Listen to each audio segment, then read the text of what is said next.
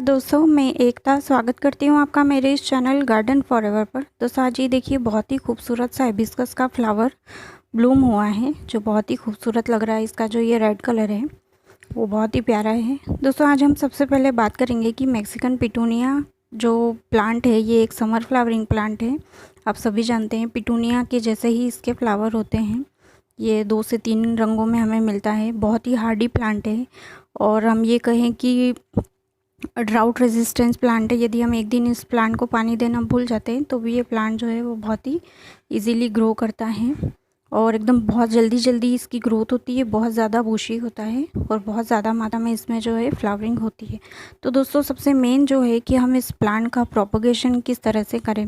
तो दोस्तों आज मैं आपको ऐसे 4 तरीके बताऊँगी जिनसे आप इस मैक्सिकन पिटूनिया के प्लांट को प्रोपगेट कर सकते हैं या लगा सकते हैं और बहुत ही आसानी से इसमें जो है रूटिंग स्टार्ट हो जाती है और आपके नए प्लांट जो हैं बहुत ही जल्दी तैयार होते हैं। 2 से 3 दिन में ही दोस्तों इसमें रूटिंग आना स्टार्ट हो जाती है। अदर जो हमारे प्लांट है यदि हम उनकी कटिंग लगाएं तो उसमें शायद 8 से 10 दिन लगते हैं, लेकिन इसमें 2 से 3 दिन में ही रूटिंग बनना भी स्टार्ट हो जाती है विदाउट किसी रूटिंग हार्मोन के।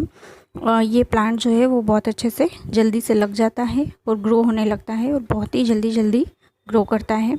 और इसके फ्लावर आप देख ही सकते हैं कि कितने खूबसूरत होते हैं। दोस्तों सबसे पहले हम बात करें कि ये जो प्लांट है इसे हम कटिंग से भी लगा सकते हैं। बहुत ही ईजीली लग जाती है इसकी कटिंग। आप इसकी कोई सी भी छोटी से छोटी कटिंग भी यदि ले लेंगे किसी भी तरह से या किसी भी पार्ट से ले लेंगे छोटी से छोटी कटिंग, तो ये जो है वो विदाउट रूटिंग हार्मोन के आपकी कटिंग जो है वो सक्सेस हो जाती है। बहुत ही जल्दी जो है उसमें रूट बनना स्टार्ट हो जाती है।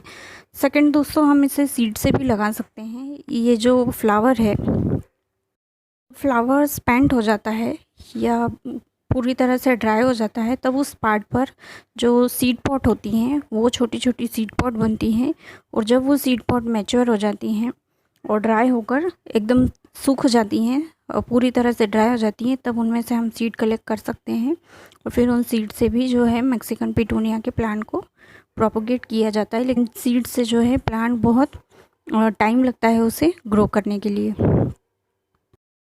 तो जब इसमें सीड पॉट बनने लगे तब आप थोड़ा सा इस प्लांट पर ध्यान दें, क्योंकि यदि सीड पॉट पूरी तरह से ड्राई होती है तो वो किसी भी समय फट सकती है और फटती है तो इसके सारे सीड्स जो हैं वो हमें मिलेंगे ही नहीं। वो सारे सीड जो हैं वो बहुत ही स्मॉल साइज़ के होते हैं तो इधर उधर गिर जाते हैं और फिर हम उन्हें कलेक्ट नहीं कर पाते हैं, तो फिर हम प्लांट को उसका प्रोपगेशन नहीं कर पाते हैं। तो जैसे ही इसकी सीड पॉट बनने लगे तब आप डेली थोड़ा सा चेक कर लीजिए कि सीड पॉट ड्राई होने लगे और जैसे ही आपको लगे कि वो ड्राई हो रही है तो आप उसे वहाँ से कट करके आपके पास रख सकते हैं। और जब भी आपको लगे कि इसका प्रोपगेशन करना है तो इजीली आप सीड से इसका प्रोपगेशन भी कर सकते हैं। बहुत ही आसानी से किया जा सकता है।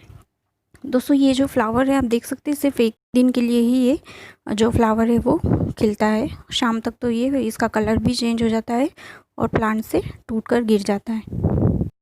कुछ इस तरह से आप देख सकते हैं, इस तरह से इसकी जो सीड पॉट होती है वो बनती है और ड्राई होने के बाद आपको इस तरह से स्मॉल साइज़ के इसकी सीड्स जो हैं वो मिलते हैं।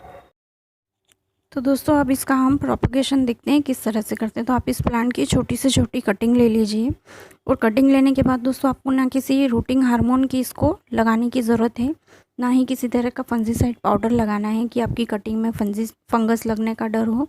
ऐसा कुछ भी नहीं होगा। आपको सिर्फ इसकी कटिंग लेनी है और लेकर आपको किसी भी प्लेस पर जहाँ भी आपको लगे आप इसकी कटिंग को पुट कर दीजिए या लगा दीजिए। इजीली 2 से 3 दिन में ही इसमें जो रूटिंग है वो स्टार्ट हो जाएगी और बहुत ही हार्डी प्लांट है, बहुत अच्छे से चल भी जाएगा और एक से आप नए ढेर सारे प्लांट इसके बना सकते हैं। अब ये देखिए दोस्तों 2 से 3 दिन पहले ही मैंने इसकी कटिंग एक लगाई थी छोटी सी और आप देख सकते हैं कि इसमें रूटिंग बनना भी स्टार्ट हो गई है। तो बहुत ही ईजीली ये बन जाती है और यहाँ से जैसे ही फ्लावर फिनिश होता है या खिलकर गिर जाता है तब इसमें सीड पॉट बनती है। सीड से भी आप इसका प्रोपगेशन कर सकते हैं। बहुत ही जल्दी ये वो जो सीड से भी लगाया जा सकता है, लेकिन कटिंग से लगाने पर इसमें फ्लावरिंग बहुत ही जल्दी होती है। तो आप इस प्लांट को डिवाइड करके भी लगा सकते हैं। जैसे हम एस्पेरेगस को डिवाइड करते हैं और एक ही प्लांट से नए ढेरों प्लांट बनाते हैं, उस तरह से भी आप इसे डिवाइड करके लगा सकते हैं। और दोस्तों हम इसे लीफ से भी लगा सकते हैं। जब हम लीव्स लगाएंगे तो हमें क्या करना है कि 5 से 6 आपको लीफ लेनी है, मैच्योर लीफ। यदि आपके पास प्लांट ना हो और यदि आस पड़ोस में किसी के यहाँ मैक्सिकन पिटूनिया का प्लांट है तो आप लीफ लाकर भी लगा सकते हैं। लीफ लगाने के लिए भी आपको किसी रूटिंग हार्मोन की ज़रूरत नहीं होगी। इसमें भी बहुत ही जल्दी जो है वो रूट बनना स्टार्ट हो जाती है। और जब बहुत ज़्यादा रूट इसमें बनने लगती है तो धीरे धीरे और भी नई नई जो पत्तियां हैं वो धीरे धीरे आना शुरू हो जाती हैं।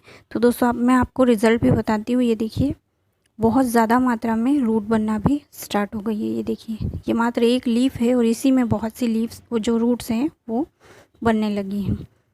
मैंने बहुत सी लीव्स लगाई थी दोस्तों, सभी में लगभग रूट जो हैं वो बनकर तैयार हो गई हैं।